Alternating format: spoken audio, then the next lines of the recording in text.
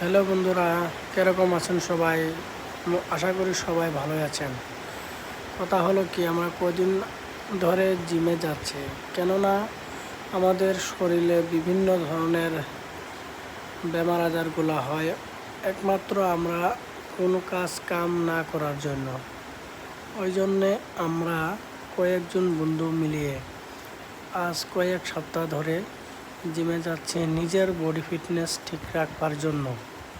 এরকম না যে আমরা বডি ফিল্টার হতে চাই বা কষ্ট করতেছি যে বডি ফিল্টার হবো বলে, এরকম কিছুই না।